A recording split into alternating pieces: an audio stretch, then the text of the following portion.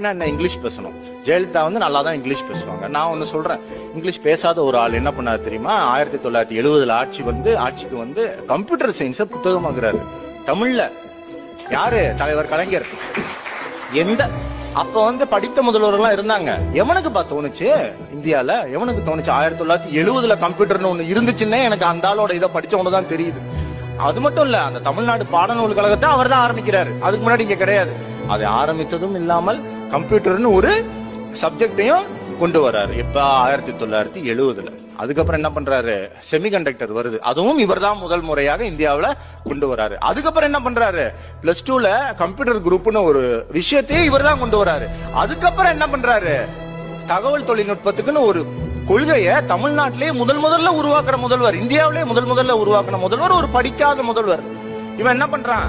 அதுல படிச்சு, அந்த கம்ப்யூட்டர் புக்ல படிச்சு, அந்த +2ல அந்த கம்ப்யூட்டர், அந்த படிக்காத முதல்வர் வந்து +2ல ஆரம்பிச்ச கம்ப்யூட்டர் குரூப்ல கம்ப்யூட்டர் எடுத்து அவர் உருவாக்கின பிஇ காலேஜ்ல முதல் தலைமுறை பட்டதாரிக்கு இலவசம் அறிவிச்சார்ல, அதுல போய் கம்ப்யூட்டர் சயின்ஸ் படிச்சுட்டு அவர் கட்டி கொடுத்தாருல ஐடி பார்க்கு, அதுல போய் கம்ப்யூட்டர் நொட்டிட்டு அவன் சொல்றான் படிச்சவர் தான் வரணும். இவங்க